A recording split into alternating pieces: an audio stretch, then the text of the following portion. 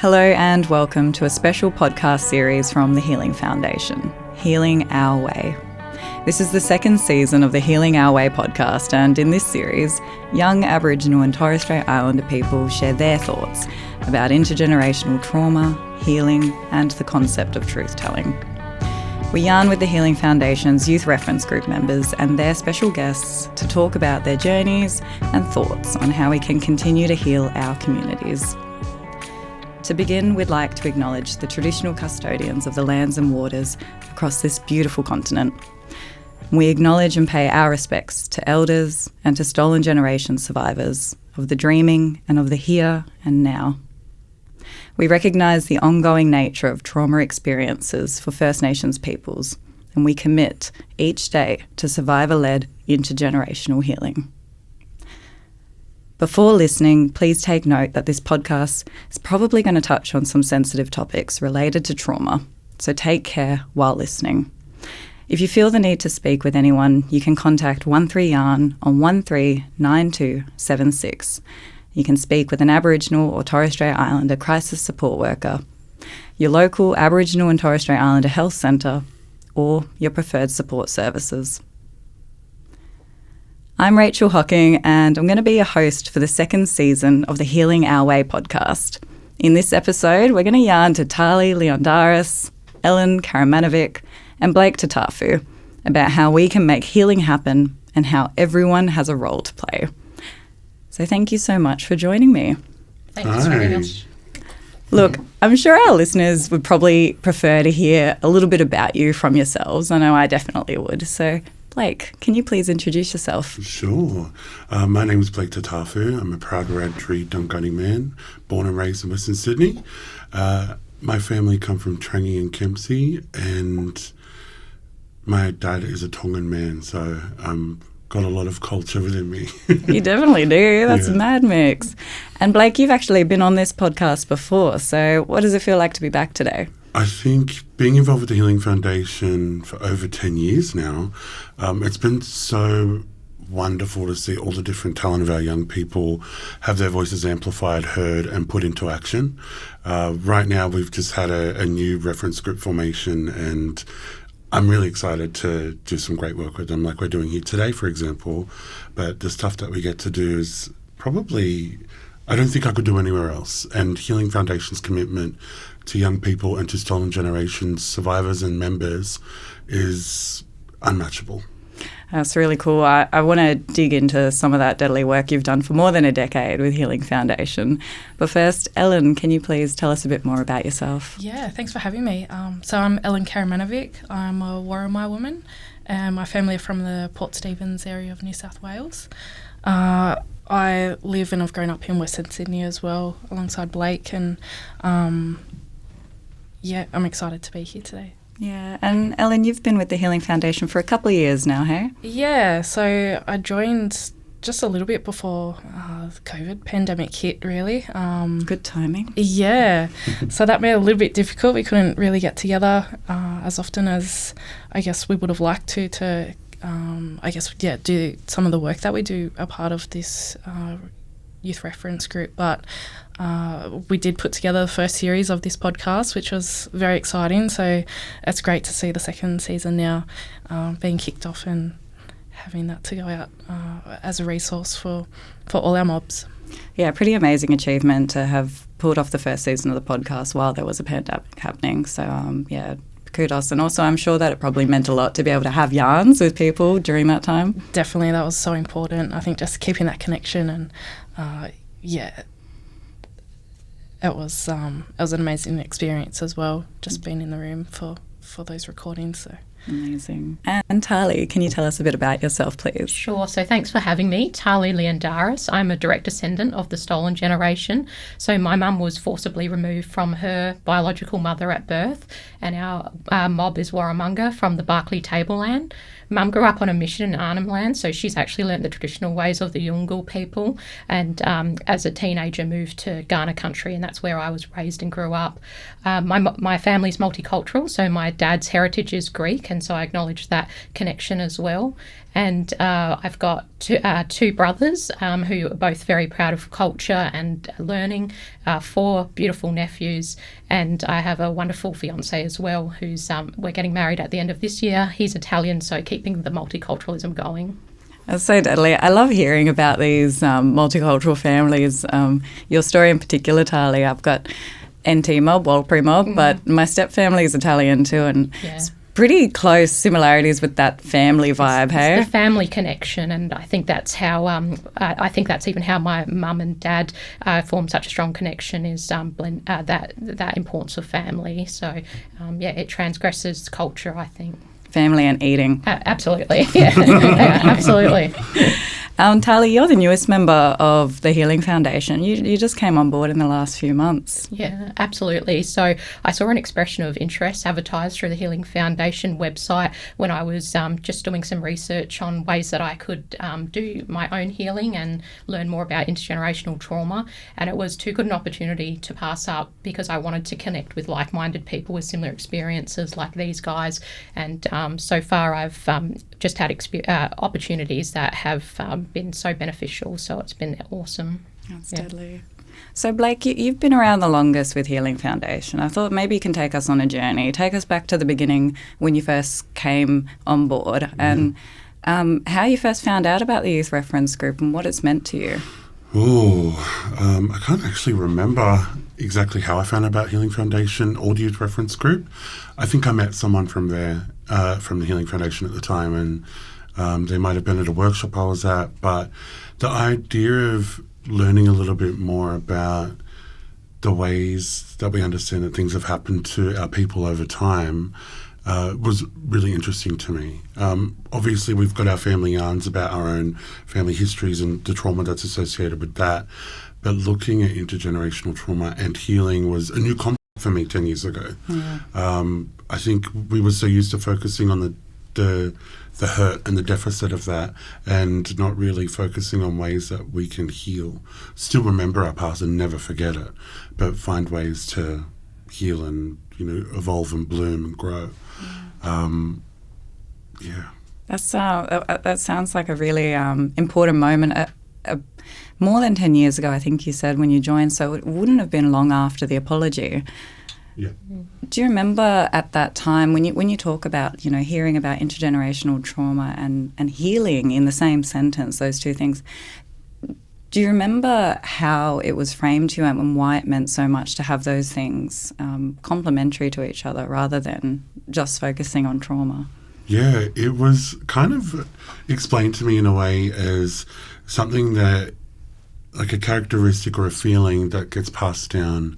My nan may have felt some way because of something that happened to her, then my mum carried that behaviour or that attitude, and then I have a particular feeling or response that resonates with what they've gone through. And I always was really curious about that. I was always curious why there was so much secrecy around some of the things that did happen to my family, not understanding the level and depth of hurt that, my strong nan kept from us because, for a time, just so that she could let us have healthy and happy childhoods. Whereas our mum and her sisters, they knew, and they knew that feeling and experience, but we weren't really exposed to the hurt. We were just exposed to being proud and knowing who we are, where we come from. So as a teenager, I got more curious about that because it was more around me then. I guess my peers were talking a little bit more about it. And then when the national apology came, we were at school, and I know we were all in the hall and we're watching it. And at my school at the time, I think there was probably about 6 other black fellas there. We all just kind of looked at each other and stood up from where we were, and we all just sat together and watched that together. And I don't know, it meant something. It felt like something. I wasn't completely understanding what was going on, but you could feel it. And the Healing Foundation is a result from that. And the work that they do with the Stolen Generations members, and my experience with them and experience with the Healing Foundation has been life-changing. It's made me look at what happened to our people in a completely different way, but it also gives me a lot of hope into how I can do my part and hopefully share with others, my family, my community, in how we can continue to move on to grow and continue to be strong, continue to be proud. But and focus on a better future. Yeah, I can really feel like how much it means to you in your voice, you know, like there's clearly such a depth of meaning. It's left such a mark on you. And I mean, you came in a couple of years ago, Ellen, so what was going on for you in your life when you walked in the door of the Healing Foundation? I guess, there was a lot going on in the background, I guess, family things. And for me, so my great-grandmother, when she'd not long had my nan, had to leave the mission, go down to the hospital with my grandmother, and she was sick for a little while. They had to stay there, but then they got the phone call to not come back up to the mission because, the police had come through and removed her younger siblings, so they had to stay in the Newcastle area, Port Stephens, and I think, I guess for me, sitting down with family, hearing those stories, you can just see how much that impacted on the family, but then also seeing the resilience and the strength that's come through that is just beautiful. And I think for me, like losing my nan in 2018, that was probably, just that little bit before joining this group. And I guess it's just carrying on their spirit still, and the impacts that I guess that the family went through of, that disconnection there at that point in time. And then, like my family will tell us that it's probably about 40 years later once my great-grandmother got to reconnect with some of her siblings. So, long time between being able to be connected to family.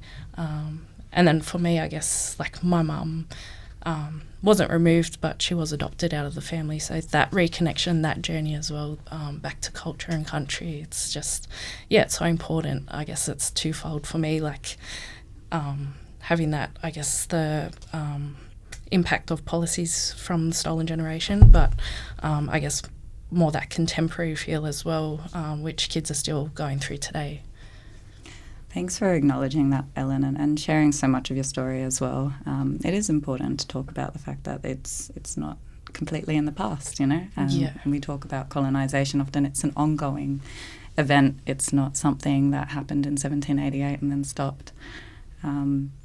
So, Ellen, when you first came to the Healing Foundation, do you remember your first impressions coming and meeting the youth reference group? Yeah, I mean, I was excited. I already knew Blake. We went to university together, lived just down the road from each other. I could tell. So I already had a strong connection going into the group. So I guess that just made me feel comfortable straight away coming into it. And just the passion behind some of the staff that were there. It was just, I guess it's hard to explain the feeling, but you just felt safe and that I was joining a really positive group of people to, be able to make change. And I guess it's turning, like Blake said, a lot of the talk and everything around, blackfellas in general, but particularly with stolen generation, I guess, is a lot of the hurt and trauma, which we definitely have to acknowledge. But I guess for us, it's also breaking some of those, the intergenerational impacts and really look into healing and, just seeing our people thrive. That's, like the end of the day, we just want to have that impact on the next generation to just keep going and keep our culture strong. And that's exciting to be a part of that. Yeah, it's exciting for me to witness. I want to talk a bit more about how you go about, that healing process as the youth reference group. But Tarlee, do you remember when you joined a couple of months ago, what was going on for you in your life and what it meant to you? Absolutely. So I think I've been on a healing journey myself, and some of it, I'd say a lot of it relates to intergenerational trauma, and it's been good to put a name to that because I think we live, especially growing up, with these feelings of disconnection, but we don't really know what to call it. So I was in a healing journey at the time and saw the opportunity, and it really is just an opportunity for me to connect with culture and connect with other mob, basically. So having been directly impacted by the stolen generation and mum being removed from her culture, we look for opportunities like this to connect with other mob. And I think a common theme that will come up in this podcast is that First Nations people aren't homogenous, and I think that's a really important theme.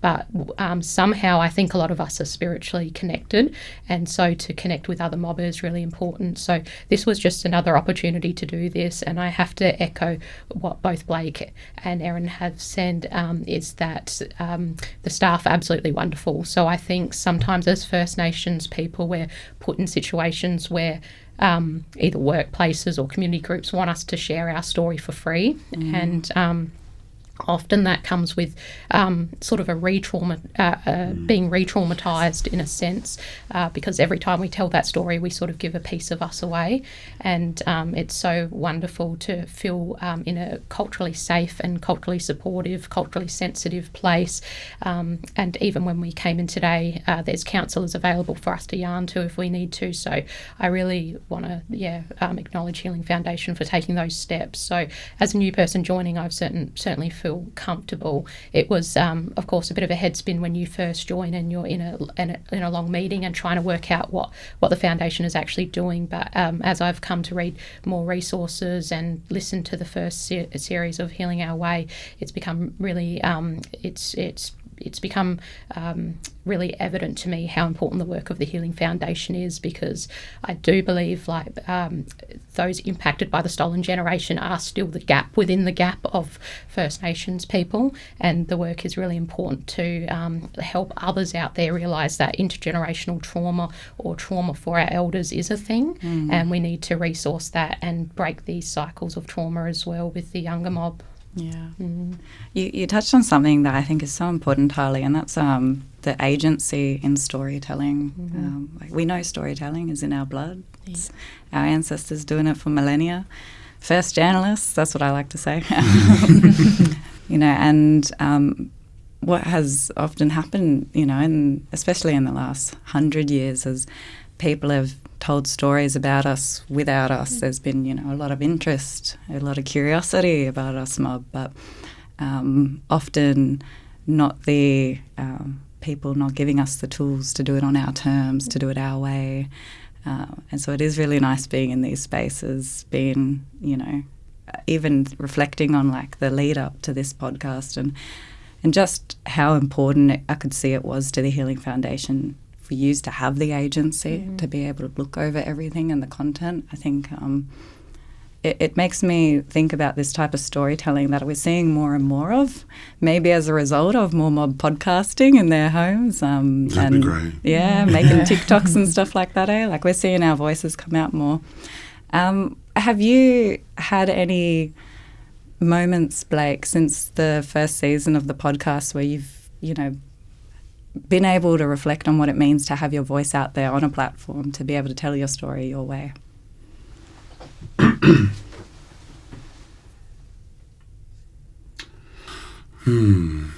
So the first season that we recorded of Healing Our Way, we did that during COVID, and I think COVID really forced everyone to really do some self-reflection.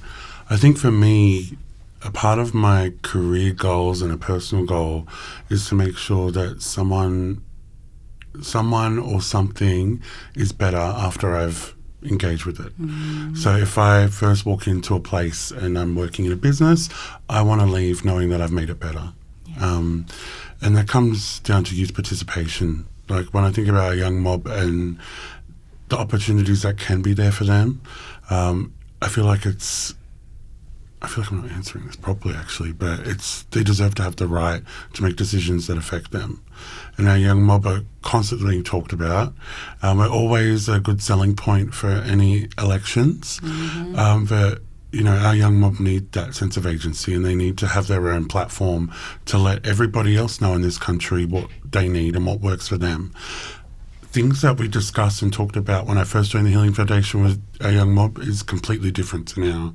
And I think the continuation of having our young people heard will only add strength to the outcomes that we do for them.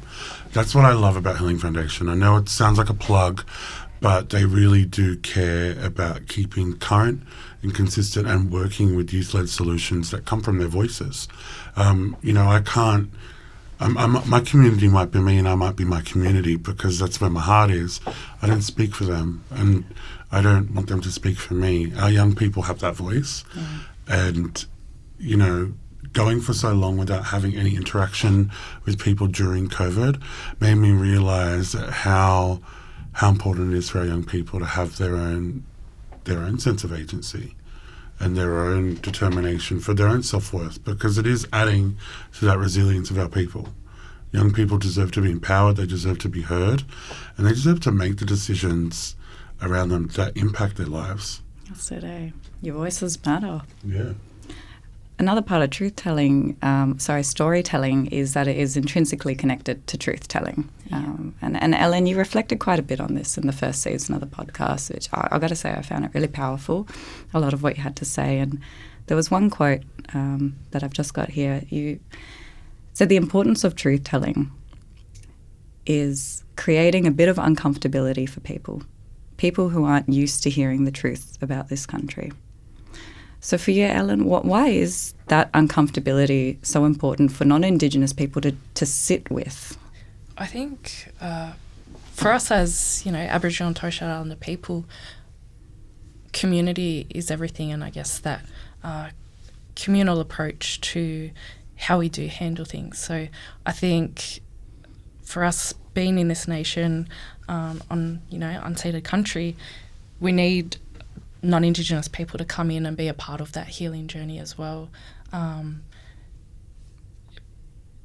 That is going to be, having uncomfortable conversations and sitting in feelings that people might not understand, but that's, I guess, just only a small part of the journey that we've been through as blackfellas. And I guess people just need to be able to come to the table just to be able to have some of these conversations, listen to stories, and I guess just seeing the lifelong impacts that, the past has had on our people, and that it's generational. You don't just forget about what's happened in the past. And particularly for us, we value that very strongly of what our families have been through, and I think everyone can take a sense of pride in, I guess, seeing that journey of people and our families, all of our mobs, being able to have that resilience to still come through. And, there are so many achievements and things to celebrate within our community still,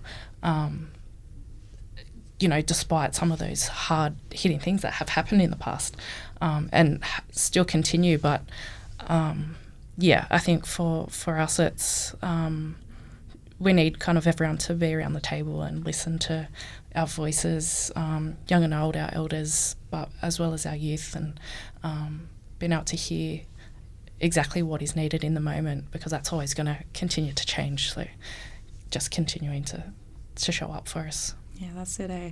You really hit the nail on the head when you say, that uncomfortability, acknowledge it, sit with it, but it really is very small in comparison to what we're talking about. And so it's not a big ask, sit there, be a little bit uncomfortable, and then reflect on how that is just a small piece of what the people sitting across from you are probably feeling. Exactly. I want to ask you about those conversations, Tarlee, because I've heard you talk about the invisible armour. Sure, yeah. So when I say invisible armour, I think it's something that a lot of Aboriginal and Torres Strait Islander people put on when they go and face the world. And it's invisible because, as I mentioned before, we're not homogenous, so we all look different. We have different skin colours and we come from different groups and we have different values and ideas. And so, certainly in settings I've been in, people don't recognise me as being an Aboriginal person.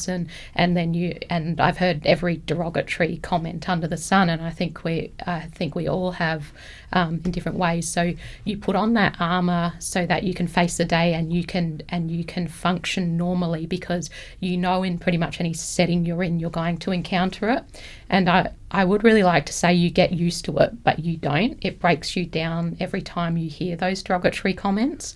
And sometimes you work so hard in life, like I've worked in life to get promotions at work or to go up a hierarchy at work, and you think if I'm not at the bottom anymore, I go up and up and up, it will stop, but it doesn't. Sometimes, that racism exists at the top of a hierarchy in a workplace, and so you put on that armour so you can function, and often other people don't see it, and I feel like it's also been unspoken for many years as well until we do this sort of resourcing, and so it's the invisible armour because others don't see it, it's not spoken about, but we wear it, and there are places where you can take it off and we can have those culturally safe places, but often by the time, I know for myself, you're often broken once you get to that place and take that armour off. And so you have to engage in healing and healing appropriately as well.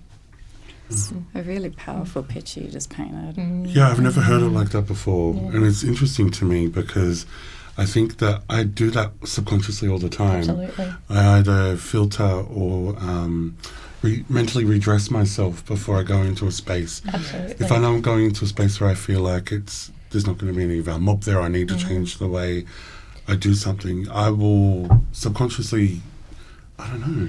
You can even change the way you talk or act because because you're in that environment in that sense. And I don't know about you two, but us three, there's been places where I haven't want to go because I've experienced, and sometimes it's in social settings and I can come across as antisocial for not wanting to go, but I can't expose myself again to that trauma of hearing even just a single comment, because those same people are going to be there and they hold those same values, and it can affect your everyday life in that sense, especially if it's in a workplace or amongst a group of friends and one friend just keeps that behaviour going.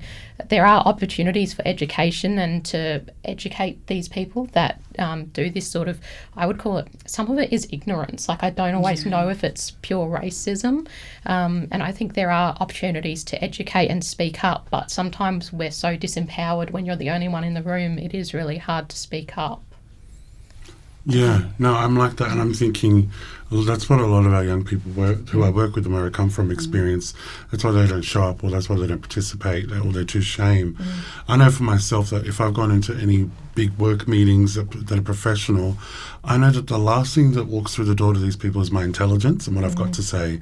The first thing they see is a big black man walk through the door, and I could be dressed in the finest of clothes with bling everywhere. I could be the boss of the company, but it's my blackness that walks through the door first. And it always will be, because that's who I am. But you just know that you mentally prepare for the response to that based off what we've experienced. And I guess the resilience building that we do, and when we talk about intergenerational healing, is we touch on that. That is something that we address. It's important that people know that's not what we do, and that's right. So true.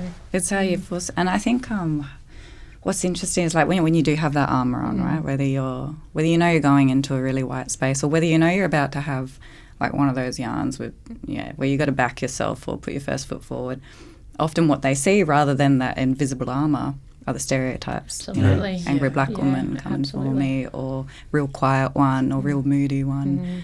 But what they don't see is that is part of the protection, right? Yeah, absolutely. And I think as well, just not seeing how heavy that weighs. Yeah. Having to have that, that armour on, constantly, because you don't know sometimes, spaces, they can change very quickly as well. You could have a safe space and then, things can take a spin and all of a sudden have to kind of protect yourself, look after your cultural safety, and sometimes that means leaving the room as well. Totally. I totally agree, Ellen, and I've had that where I thought someone was trusted and in my corner, and then they became ones that sort of engaged that behaviour or the ignorance or the passive racism, whatever we want to call it, and that's almost more hurtful because it's hard to enter that safe space and think it's okay, and then that gets taken away, and that's really, again, it's traumatizing. Of course. It's really interesting hearing how how connected I feel to this young, but how connected you all are talking about this concept of the armour that we wear. have you ever spoken or had these conversations with your parents or grandparents' generations? To be honest, for years I haven't, because I almost think that's traumatising to my mum. And sometimes I enter the conversation with, even my siblings. I don't want to traumatise them with it, but it's so unspoken, and I think that's the deep hurt of it in that sense as well. But it's really in forums like this where I feel connected and comfortable to talk about it, or with other mob as well. But there was an elder in my workplace when I was in policing, and I spoke to him about it, and his name was Uncle Frank, and he's just a wonderful, wonderful person. And I just remember he gave me the word, I mentioned it before, ignorance, and that really helped me, because at that time as a young person and new in that sort of environment, in a policing environment in my early 20s, I just thought everyone was racist, and that's not helpful as well, because it makes you the angry black person, or whatever you want to say, the angry black woman, and you don't want to be that either, because that closes relationships down too. But he gave me the word ignorance. He said they're not all racist, they're ignorant, and I think that's true. You don't know what you don't know, and that's where, again, this sort of resourcing is important, not just for First Nations people, but to help non-Aboriginal and Torres Strait Island people realise our stories, and I think that's really important. Uncle Frank sounds deadly. Yeah, he is very deadly. That's great advice. This is a big question, and answer it in whichever way you feel comfortable. It might just be a small thing, it might be one little thing, or it might be that bigger picture stuff. But how do you imagine intergenerational healing? And I mean this in real speculative, let's think of a future that could exist, not that's going to exist necessarily based on how we're going. What does intergenerational healing look and feel like to you in that world? That is a big question. I guess, say for me, I would see it as places being well resourced. So whether that's workplaces, education, that's all the way from early childhood into vocational higher education as well. Having everyone come along on our journey, like I was saying before, everyone to kind of have responsibility sitting at the table in knowing the history of this country, and having a more in-depth understanding will, for them, bring out a better understanding, but more attachment, and I guess having purpose of how their role in our journey will help in that intergenerational healing. And I guess for us, we're always looking to our future generations of how we can make this a better and safer place for them. So I think that's one of the biggest ways is through education, is creating that change. That's it. People picking up what knowledge has been put down for a long time, hey? And definitely finally engaging with it. Yeah, and I guess things like this, a podcast, using different platforms to continually put out those resources. I guess a lot of these conversations probably aren't new. They're stuff that would have happened, over decades, and have been put out in different platforms, but I guess just continuing to make it in different ways that people engage with at the time. And I guess there's so much change with technology and everything, so it's I guess us keeping up with the pace and being able to deliver in those different ways for people to engage in the content that we have to offer, and listening to our stories and the journeys that our people have gone through. Yeah, that's it. And like you said, that content, a lot of it, it's out there and it's strong and it's powerful. Our mobs have been so generous with sharing, and you talked about this, that trauma load that comes with having to share the story, and that is for the benefit of, obviously, for a sense of healing, but also to educate other people. And it's important that non-Indigenous people who haven't been on this journey understand what a gift that is. Yeah. And how grateful they should be for the generosity that comes with sharing so much.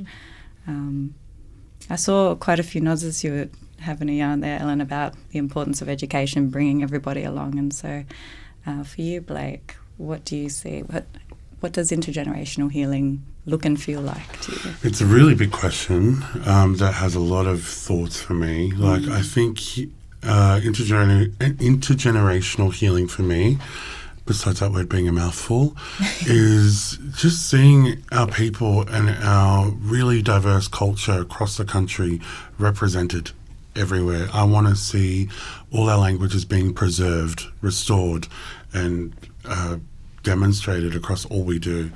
I want to see our health targets for Close the Gap be complete. I want to see no Aboriginal suicides across this country. I can't even tell you what the end looks like, but I can tell you the feeling of working towards it. And that feeling when you're with your mob or when you're with community, whether it's for a special event or even just a good yarn catch up, it's that feeling that I want to hold and then have that spread across time, because that's how I heal. This is when I'm with my family, or even when I'm with my community that helped raise me. And it doesn't have to be for a special event. It could be just a get-together, or it's just that sense of belonging. Right. And I would like to see that all of our people belong to this country, no matter where they come from, in everything that they do. Representation matters. You know, I want our young people to look at the TV, look to a magazine. I don't think magazines are a thing anymore. But I want them to look wherever they look and know that it's okay for them to be them, 100%, without any conditions, without any filtering, without any trying to comply to some type of social standard. This is your home and you are who you are, and that is beautiful. Yeah. And when you said that, you know, you can't even picture what the end might be, maybe that's because there isn't an end, you know, maybe it's a continuous. That's what I feel sometimes in my heart. I was thinking the same. It's a continual journey, and it's going to continue to change. Yeah. What about you, Tarlee? Yeah, I definitely echo what's been said and the continuous journey. I think what I can add to it is that my journey to intergenerational healing has been deeply personal, and I had to enter it when I was ready, so I think it's a matter of timing as well. So I did a trauma-informed practice called Dadiri, which is probably very familiar to some, but I was fortunate enough to go along to a course led by a very reputable First Nations business, and it was basically deep listening to myself and what was around me, and it was also a form of narrative therapy where I could see my narrative in the past, in the present, and in the future. So I think that's that continuous story we just spoke about. But I could also see that my mum's trauma of being taken away and living on a mission and then having to relocate to suburbia, all the trauma that came with that. And she was born in the 60s, so in the 70s she experienced racism at school, and that I talk about the invisible armour, but hers had to be the racism she experienced was very visible, sort of thing.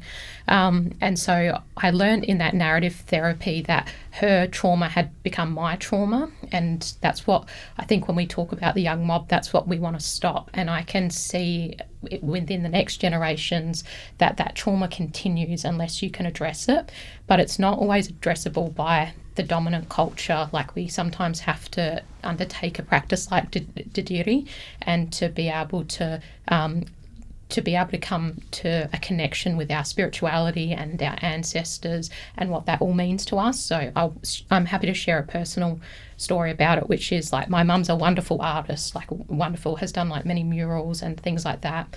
I just never appreciated it because I went to university and I was, you know, very academic in a sense, not really compared to these guys, but like, but I was thinking for a long time, like, I hope my mum forgives me, like, I thought I was superior because she was an artist and I was, you know, I was able to, you know, go all the way through school, and she couldn't because of like all the trauma she experienced.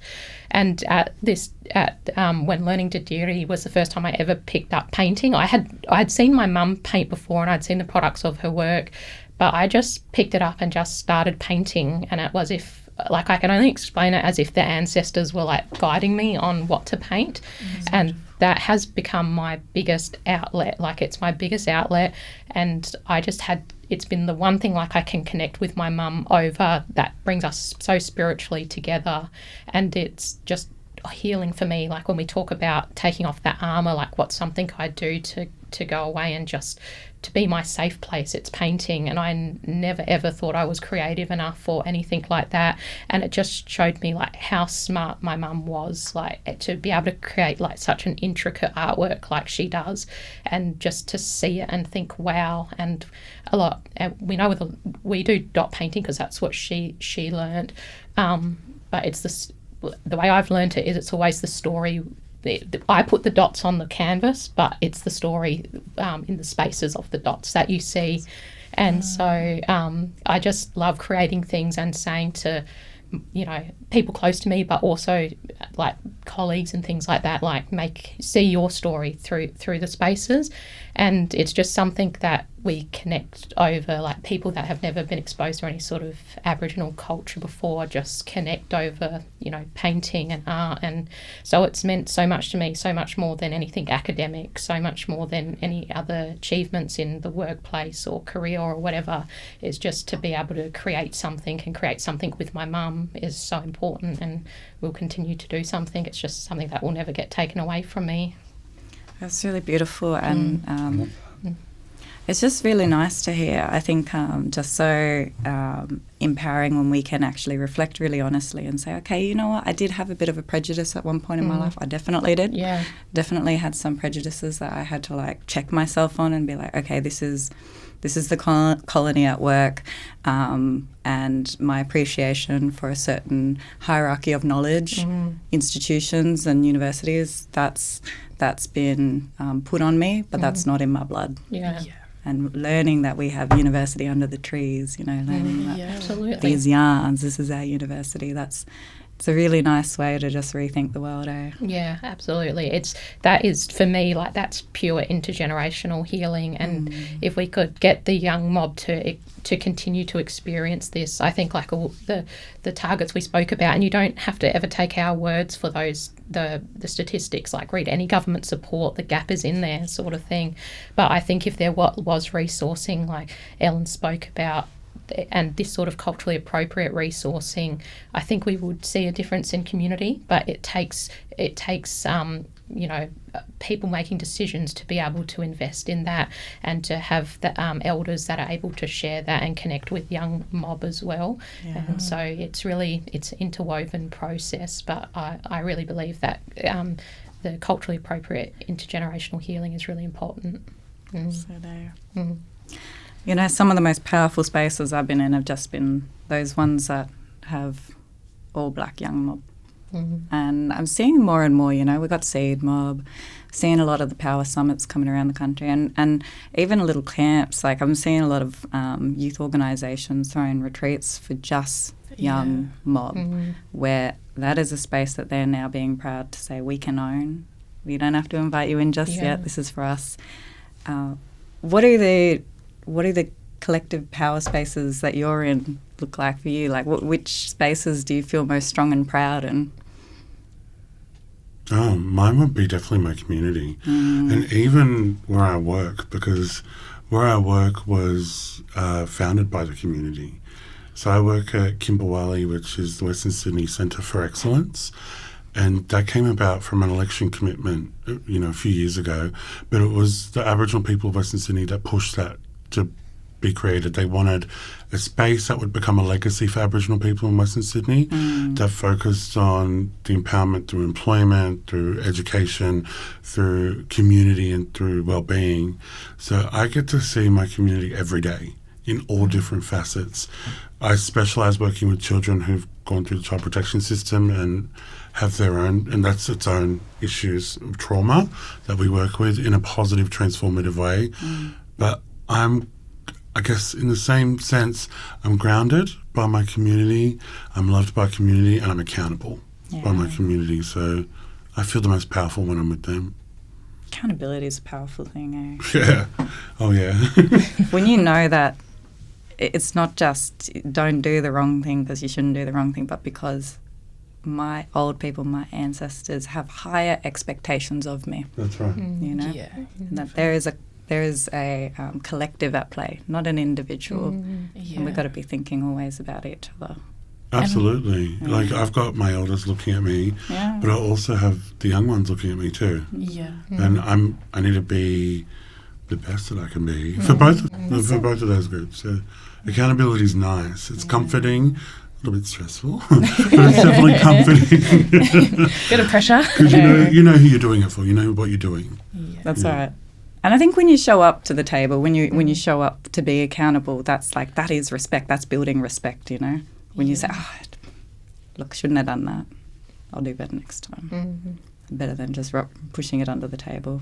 And I think when you don't even have to have those yarns, you know, like of your elders upping you because, you know, if maybe something's, you know, you're not going on your journey that they kind of want to see you go on, you begin to start pulling yourself up when you have those reflections and you start to think, okay, I need to take a step back and kind of reground myself and, get back into pulling back those layers, doing just what we need to do as a people. And I guess that's, you know, it's built into us of always looking to the next generation. I know for me, like, now I've got a little nephew, so I'm just, I guess, so much focus on, you know, I want to be, you know, a strong black woman for him and to, like, continue our culture and that pride into our next generation. So, just that constant reflection, it definitely becomes a part of you. That's it. I think you've mentioned the same, Tarlee, with your brothers. They're a big motivator. Absolutely, yeah, brothers and nephews. So similar to Blake, but mine would just be more insular. It's like, I think there's a hunger for the young people to learn. Like, they're empowered through programs at school and they want to learn culture, but we know the historical disconnection, and it's up to our generations to be able to keep that going and forge those connections. So being with them empowers me because I see their passion for it, and I think if you're passionate, you're looking at your elders and you're looking at those above you for direction. And so even engaging in a process like this where I can learn more and share that with them and encourage them to join similar reference groups is where I feel empowered. Yeah, it's kind of sparked something for me too, I guess. Us, like, I'm 30. I know, like, I guess I'm not quite a young person anymore. I feel you. But I You're guess... not? But I guess it kind of... there is a really important role for us to play. Sitting in this kind of middle ground of a lot of people around us were denied, I guess, access to their culture, being able to practice it, have pride in their identity.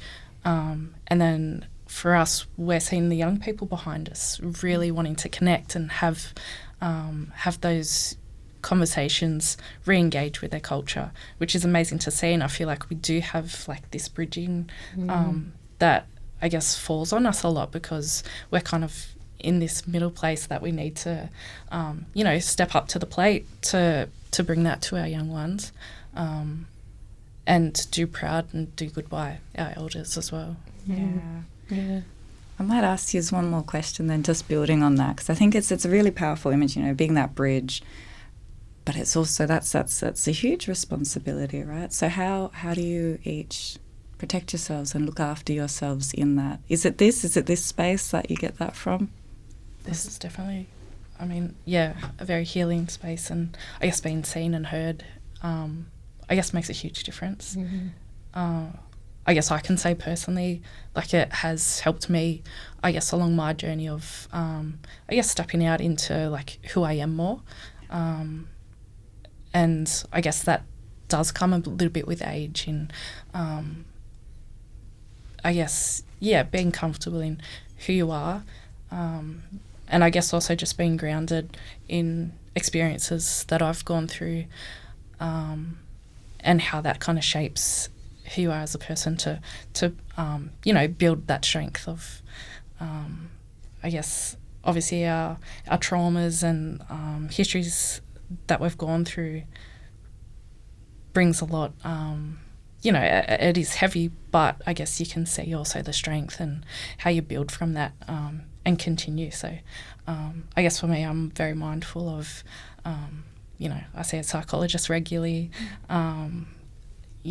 being in spaces like this, I find that very therapeutic as well. But also just taking that time out, connecting with family, and country as well. Just, I guess, like Tarlee said, sitting down, kind of doing art, something like that you're just able to, for me, like sitting by the water on the beach, that's very healing for me, just to, have your feet in the sand and be around the water. So I guess just be mindful of some of those things that really lift your spirit, recharge you, and keep that fire burning.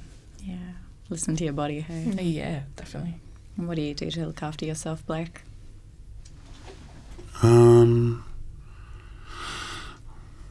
To think about it, like, I'm really spontaneous and impulsive. So if I know that I need to take care of myself, I'll jump in my car and I'll go for a 6-hour road trip. I love for that. myself. I love that. I'll feel all the elements of the air and the water wherever I go to. I know how to look after myself, and that's one of the ways I do it. But just being connected to people that I love and knowing what they're doing, seeing how they're doing, because if they're eating well, they're doing well, I'm doing well. So I love to be around that. I always talk about my community, so I feel like that sounds like a broken record now. Never. But it truly is. Like, I think even when we see the youth reference group, like in person, when we come together, that's another way I look after myself, because I enjoy everybody. I'm learning about other people and their experiences. In fact, I'm richer in knowledge now because I've met all these people. And that adds to my self-care. And look, I won't lie, I like to indulge in a lot of sweet treats as well. I do what it takes, and not everyone knows what works for them. But for me, it's just being around the people I love. And it doesn't have to be too much. It doesn't have to be fancy or formalized. It's kind of just checking in. Or, like, for me, I remember there was a time I was feeling quite low. Like, there was a lot of pressures at work and a lot of things going on. People know what that's like. One afternoon after work, I just went straight to my nan's house and I laid on the lounge and I didn't leave until the next day. And I felt great because she was there just yarning and we were just talking there. And it wasn't serious, it wasn't deep. It was just being with my nana. And without knowing, like, just being there made me feel better. And it's just one of the many ways. Like, I'm a big lover. Like, and I'm very... how do I say this? Like, a bit of an empath. Like, I connect with people a lot, and I guess that's why I'm in the profession I'm in as a social worker. So when I'm with the people I love, that's what really feels good. They feed you. Yeah, I don't want to repeat myself. It's beautiful. It's what it's all about for me. Thank you, Blake. What about you, Tarlee? I don't think I can say it too much better than what these guys said, but I just agree with 100% everything. I'm just too lazy to drive 6 hours, that's me. but I just, 100%, I think support network is a big one, and I think it's surrounding yourself with people that encourage your culture and identity, and it can actually, I find it can really be helpful to be around non-Aboriginal people, non-Aboriginal and Torres Strait Islander people that encourage identity and want to learn about culture, because that builds you up as well. So I don't think there's anything wrong with calling people of different cultures your support network, but certainly family as well, because we're intricately connected. But I just want to really emphasize what Ellen had said about seeing a psychologist. There is absolutely nothing wrong with seeing a psychologist or a counsellor to help with this. Like, life's stressful enough, but when we add, like we've spoken about, the trauma, the armour on top of it, sometimes you just need someone to yarn to and help you to offload some of what you're thinking and help you reorganise your thoughts or give you strategies to deal with life. And I really encourage that, and I see a counsellor myself for these reasons, and that's been very helpful to the healing journey as well. I totally echo those thoughts. And I think, something a lot of mobs say is that it takes a while sometimes before you find a therapist who's the right fit for you. And it can be really easy to stop after you try that first time. But if you yarn with your friends and your family, you'll find somebody who has connections. And it's hard to keep asking, but, keep going. There are good ones out there. There are good therapists out there. I just want to thank you all. I've learnt so much in this hour yarning with you, and it's been a pleasure. Thank you for listening. For more information, head to the Healing Foundation website at healingfoundation.org.au. If you need a yarn after listening to this episode, remember we encourage you to connect with 13Yarn on 139276. And you can talk with an Aboriginal or Torres Strait Islander support worker, or you can go to your Aboriginal and Torres Strait Islander Health Centre. And if you have a preferred support service, remember to reach out. This podcast is a co-production between the Healing Foundation and 33 Creative, recorded here on Gadigal land.